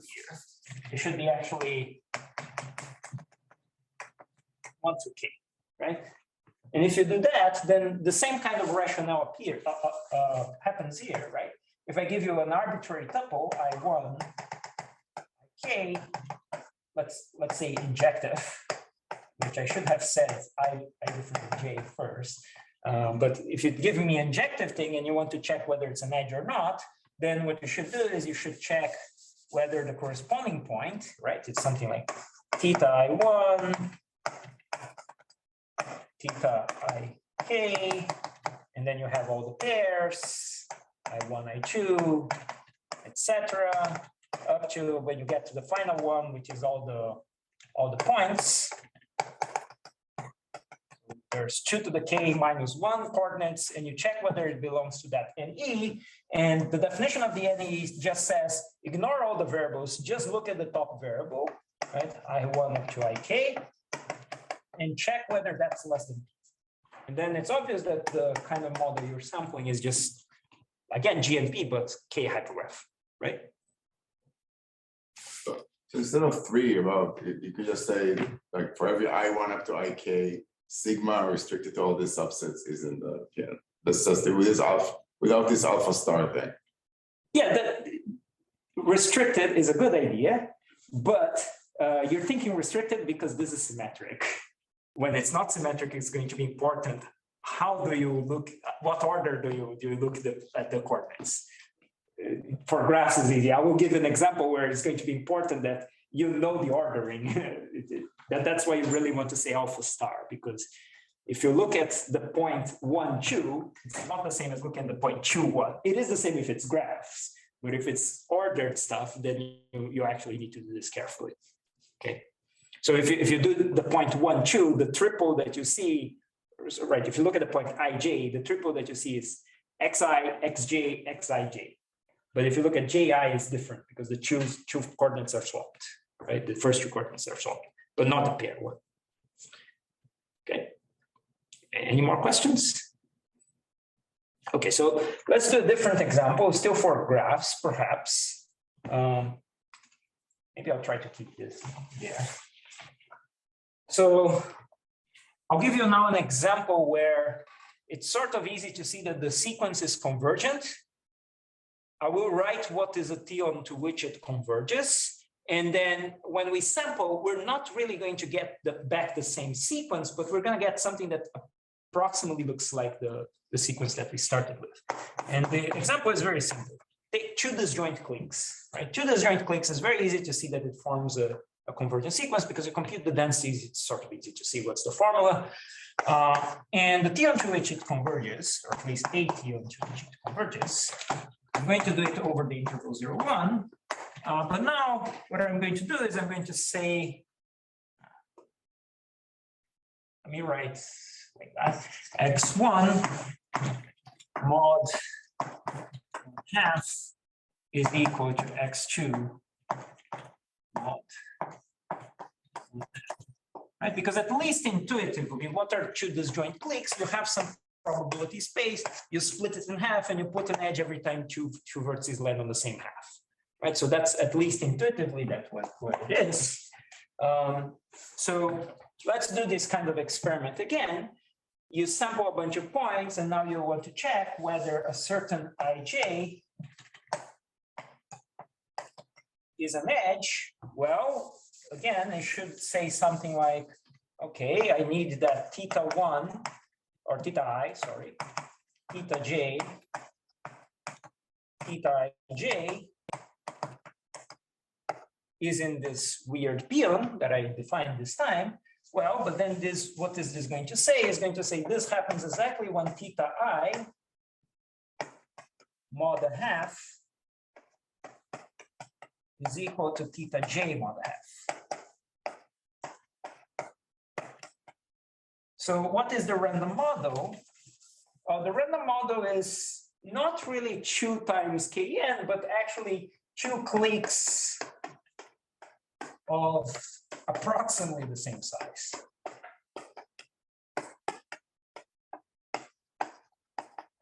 Right? Essentially, what you're doing is you're saying, okay, you sample uniformly at random whether you're going to be on the left or on the right, and then you form these 2 cliques. So you don't actually get 2 kn, but you sort of get approximately that, and the densities will be correct because the approximately is in the correct sense, right? So is it clear that you get this? Can I proceed? I'm seeing a lot of question mark faces. So perhaps a test. If I change this to t, which of the 2's need to be changed to t? That's the test. Does this 2 need to be changed to t? Yes or no? Does this 2 need to be changed to t? Which? This and this, right? This not, right? Okay, good. That's good. Okay, harder test. What do I need to do now? Perhaps this is the obvious thing. I should change this to k, right? Because it's going to be set of k tuples. But what do I do here? Just for the other singletons. What? Just add on the other singletons. You have that all the singletons need to match. So you do something like for every I and j and k, xi and xj need to be the same one. And then you get the correct. Okay, everyone fine with this? Okay. Now let's do a different kind of example. Let's go to the world of things that are not symmetric. So orders actually form a convergent sequence. What is a theon to which it converges? So this one I'll give you, I'll just do it even though it's easy, because maybe you're not used to asymmetric stuff. Here's how you do the limits of linear orders. You just look at the underlying order, essentially. You look at the vertices, the vertex coordinates, and you just order based on them, right? So when you sample here, what you're going to see is actually a random order, right? A uniformly at random order. If you look at the first 10 points, you're going to see a uniformly at random order, which is what you would expect if you're trying to compute densities, right? So that's how you do orders. And then notice that now it is important, right? Because if I want to check whether ij is in the order, then it really is important that I look at θi, θj, θij, and I don't swap this, right? Because when I go to the formula, it's gonna ask whether θi is less than θj, right? So when I look at the other pair, it's going to ask the opposite question, right? Which it should really ask, because you shouldn't see the predicate being true in both directions. You want an order. It needs to be true in exactly one direction, right? And you also need transitivity and whatever, right? So in this case, when I do an n, I'm going to get, or at least at n restricted to the first 10 points, I get the uniformly at random order.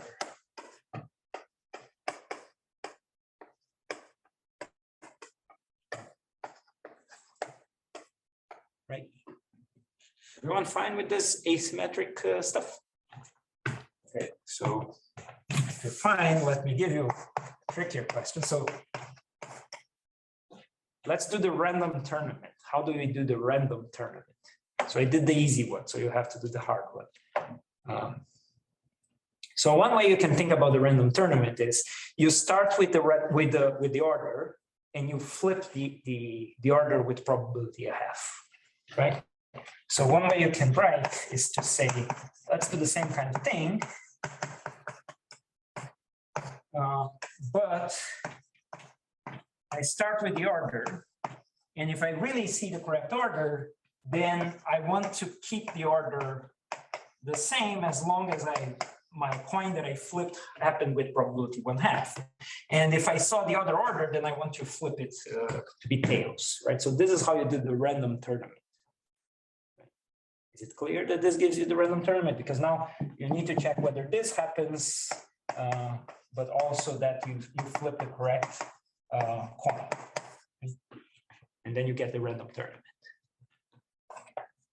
And I'm running out of space, and so I'm going to start not doing this cheat sheet here. Yeah, could you just define this with the x 1 to less than half? No, because then you get GN 1/2. You're not going to get this weird asymmetry thing, right? To get the tournament, it needs to be true that if an arc is oriented this way, it is not oriented the other way. You don't have x2 1 also. No, it's a variable for the unordered pair. Right? So all the ordering needs to come from the vertex variables. Now you could ask, well, but you could have defined the Euclidean thing to actually have a variable for it. Then you can't prove this theorem. I mean, it's not that I'm doing this and saying, yeah, this is how you do this. No, but you need, at the end of the day, you need to prove this theorem, and it really needs to have unordered variables. That really is. There is something that is encoded when you have ordered variables, but these are mutually exchangeable arrays, which encode something else. It does not encode what you think. Okay, so one last example. So let's look at the list. We actually covered GNPK, we covered tournaments, we actually covered linear orders, but we do not cover permutations. So how do we do the quasi-random permutation?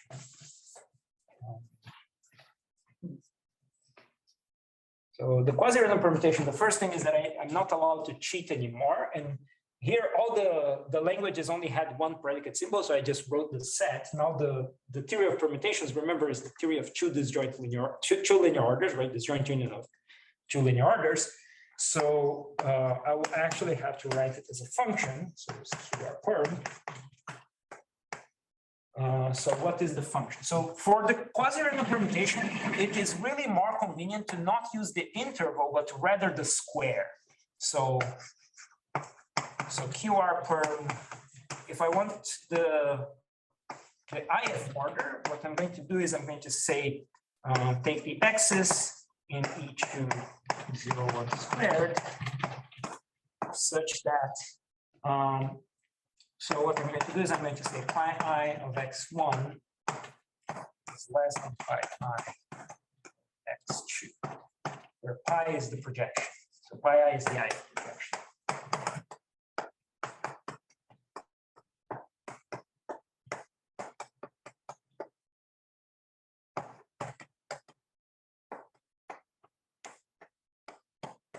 Now, why is it that this works? So when I say I use the interval, when I say I use the square, it means square with the Lebesgue measure. Now, square with the Lebesgue measure, you can think that you have two copies of the Lebesgue measure and you're taking the product, right? So when you sample, what you're seeing is that for every finite non-empty subset of the natural numbers, you're sampling two independent random variables on the square. And this is saying, the first random variable decides the first order, and the second random variable decides the second order, right? And because the random variables are completely independent, what you're getting is two linear orders on the same set that are independent of each other, right? Uniformly at random linear orders that are independent of each other, and that's exactly the quasi-random permutation, right? Is it clear that this gives you the quasi-random permutation? Just picking points on the square and looking at the first order is given by what is the relative order of the x's, and the second order is what is the relative order of the y's. But if you sample a random one with the separate random permutations, look at endpoints in the square and just look at the smallest one goes like the order. Yeah, the relative order of the points, right? So if you sample the points here, and then say you see this is the permutation 1, 3, 2. Right? Something like that. This is exactly what this is doing, right? But I really insist to think of like, yeah, there's this weird space and there's a weird projection, and what you're doing is you sample in that space and you project and you check only information about that particular coordinate of the projection, right? And the reason I want that is because this serves as an inspiration to actually talk about how do you do an independent coupling. So remember that we talked about these couplings, and I said, yeah, there is this independent coupling that has this product formula. Why is it that it always exists? So of course, I need you to actually believe that this theorem holds. Oh, perhaps I don't want to erase this. I need you to believe that this theorem actually holds, that theons do encode the limits. But nevertheless, if you believe that, then it should be easy to see what an independent coupling is. So how do you do the independent coupling, at least semantically? So imagine that I give you two theons and they are potentially of different nature. So N1 is a T1 on and N2 is a T2 on. And what I'm going to define is the semantic independent coupling. So it's going to be a T1 union T2 on. Now, it's going to be convenient to think that, well, okay, so technically I could assume that they are over the same space, but there's no need. So I can just say whatever. They are over some arbitrary spaces. They can be different. They can be the same. It doesn't matter because the one that I'm going to define is over the product space. Right? You can just define the product probability space. And the way that you define this is inspired by the quasi-random permutation, because you can just say, in this guy, if I want to decide the predicate P, what do? I take X in PKP of the product space, and I check whether the projection of X is in an IP when P is an L. So if you remember that this guy is over the disjoint union theory, so there are predicates that are in the first language, predicates that are in the second language. Whichever predicate, this predicate say it's in language one, so what you're going to do is you're going to take the first projection of the points and check whether it's in the corresponding first theorem, right? So pi here is the natural projection.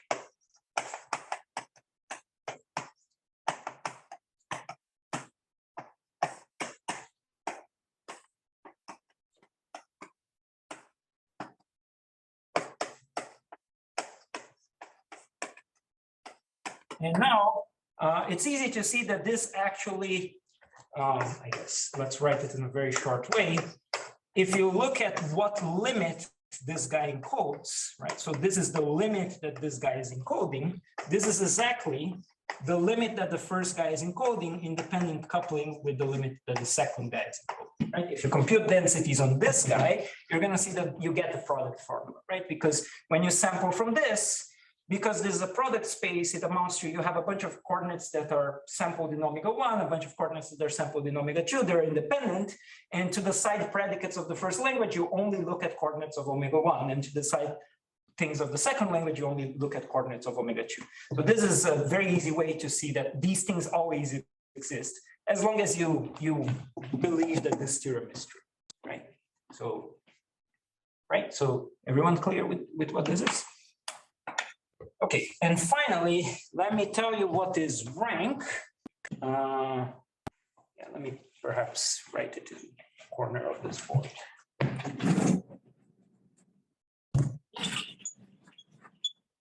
Might not have actual time to prove anything, unfortunately. So what is rank? So rank is defined in a certain, in 3 steps.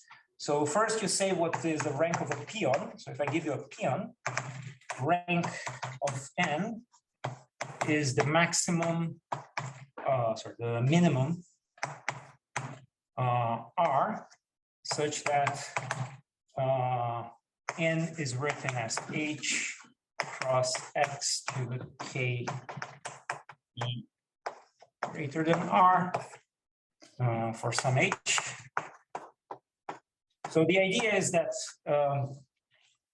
imagine that I give you a tuple and you want to decide whether it belongs to the peon or not.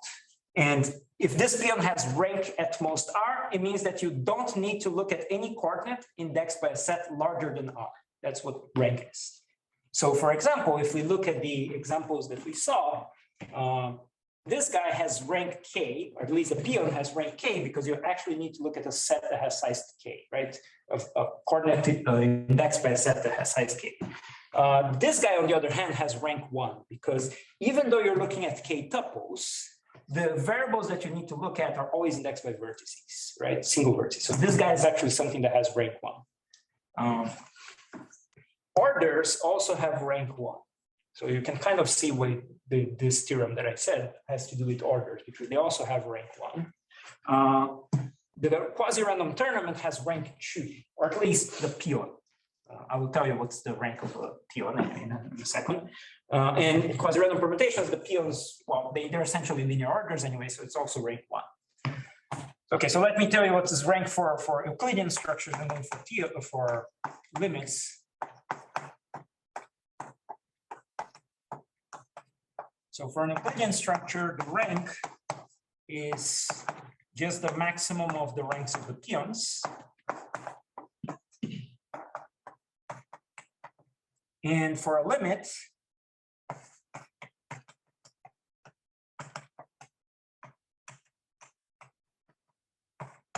the rank is the, well, you would like to say it's the rank of a theon, but there is something that I've been sweeping under the rug, is that a limit can be encoded by more than one different theon. So the correct way of defining rank is to say you minimize over the rank of the potential Euclidean structures that actually encode it. So it's not too hard to see that you can have more than one theon encoding the same limit, because you can kind of twist the definition and the thing you sample is sort of the same. But anyways, so is everyone clear what is rank? So it turns out that what you can prove is that if you can fool colorings, right? If colorings think that you're random, then everything of rank at most 1 thinks that you're random. So even if you do some very complicated stuff, this is going to sample some structure in some language, right? But as long as you only use vertex variables to decide your predicates, then if you give me a limit that is actually uniquely colorable, will also be uniquely colorable with whatever you gave me, right? This is what this theorem is actually saying. Don't know if I actually have time to prove it. Higher order quasi-randomness for like rank 2. Yes, so that was going to be the last thing I talked about in the talk, but since the time is almost up, perhaps I'll just say a couple of words. Yeah, I'm not even gonna write. I'm just gonna say a couple of words about how do you go about proving this thing. So to go from 1 to 2, this is sort of a trick that you can do, that you say, you start with some colored, some coupling, right? What is it? Well, coupling is you have some limit and you have some coloring of it. And what you want to show is that even if you change the density of the coloring, right? The coloring had a proportion P of vertices that were red colored. Even if you change that, you're still going to have one possible coloring. So what you do, or perhaps I can say a couple of words. What you do is something like, you look at, this one actually has a very nice analogy in finance, so perhaps this one I can actually do. Imagine that I start, so there is some phi, and let's say that CP is the set of couplings of phi with psi p, and this is the coloring with proportion P.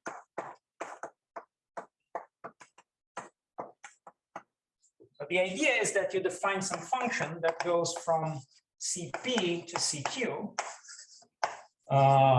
And you want to show that if Cp has size 1, then Cq is also gonna have size 1. So it's enough to show that whatever, it's enough to present a function that is injective, right? Sorry, I guess it's the other way around. Go from Cq to Cp, and if this has say size 1 and this is injective, then you're done.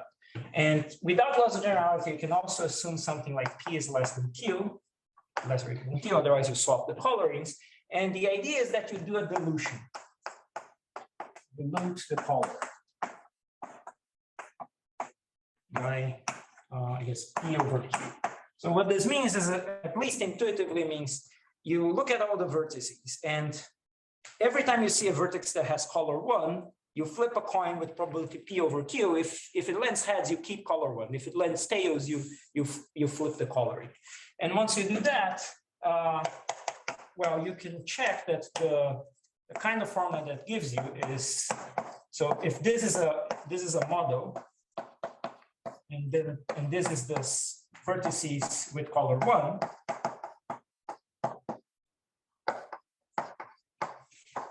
then you can compute a formula for what this function actually does, because you can just say, if I want to actually see these guys having color 1, well, first they all need to start with color 1, and they all need to pass the dilution test. And second, all the guys that were in the complement, they could have started with color 1 and could have been diluted to the other color or not. So you get something like this.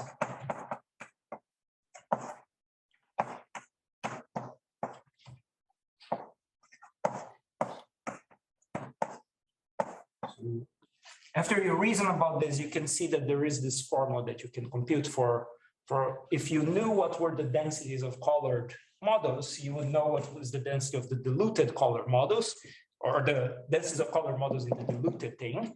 And the whole point is that if P is not 0, which you can assume because I said non-trivial, then you can just do a Mobius inversion here. And that's going to show you that F is actually injective.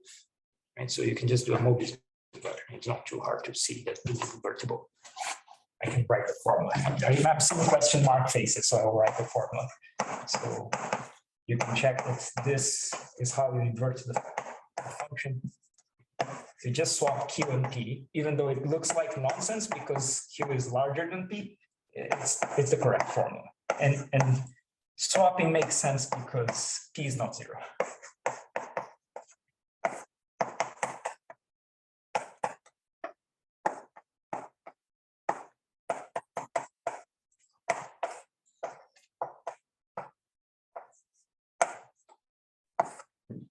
You can check that this is actually the inverse of that function, left inverse, I guess. So that's how you do 1 implies 2. To do 2 implies 3 is actually quite annoying. You have to use semantic limits and some things that I kind of swept under the rug, which involves like uniqueness of these limits, so I'm not going to do.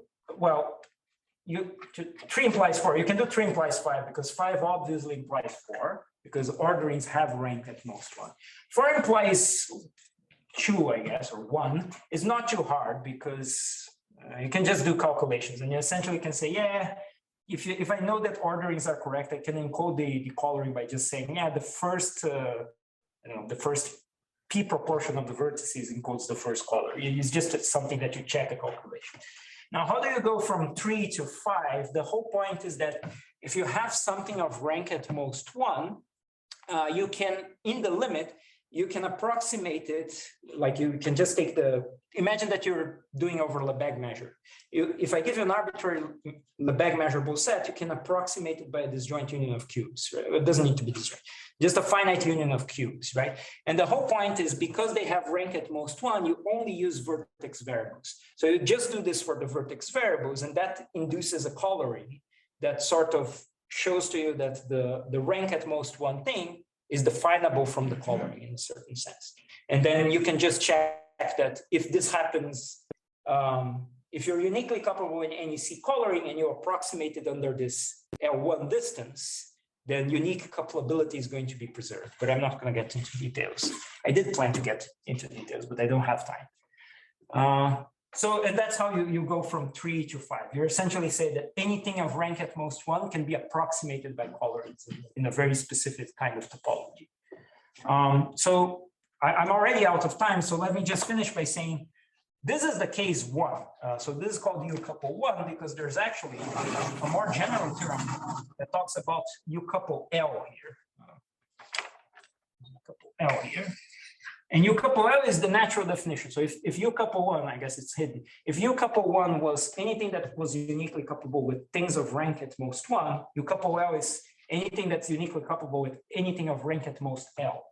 And what are the kind of the things that you need to fool everything of rank at most L? You actually need to fool every hypergraph of arity at most L. That's what you need to do. In fact, you don't need to fool all of them. It's enough that you fool the quasi-random ones on each of the arities up to L. And this is sort of one of the characterizations. There's more things that are that appear in this theorem. There's different characterizations, but I'm not gonna say them because they involve more definitions. But this is kind of like the starting point of this whole natural quasi-randomness theory. Perhaps I shouldn't talk about this theorem because I needed to talk about what this defined means. But another curiosity you can prove is that actually this U couple thing is preserved under these independent couplings, in the sense that if I give you two guys that have this U couple L property, it could be U couple 1, and you take their independent coupling. So for example, take a quasi-random graph, another quasi-random graph, and couple them at random. The resulting thing is still has the same unique colorability property. This is easy to see, but this is true in general. And the final thing is not really only about unique couplability. There's other 2 hierarchies that involve different definitions, and you can also study, and they have all these different characterizations, and we have studied those, and there's all the relations with, I guess, there's this hierarchy. And if you're interested, you can talk to me later, but I'm already out of time, so I'll stop here.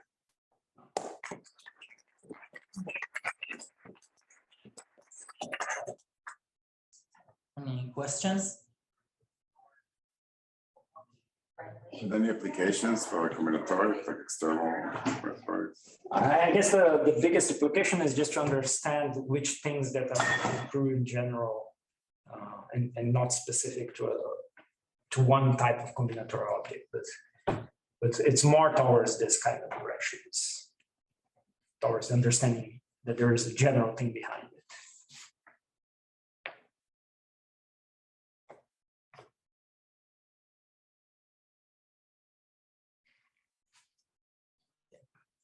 Thank him again.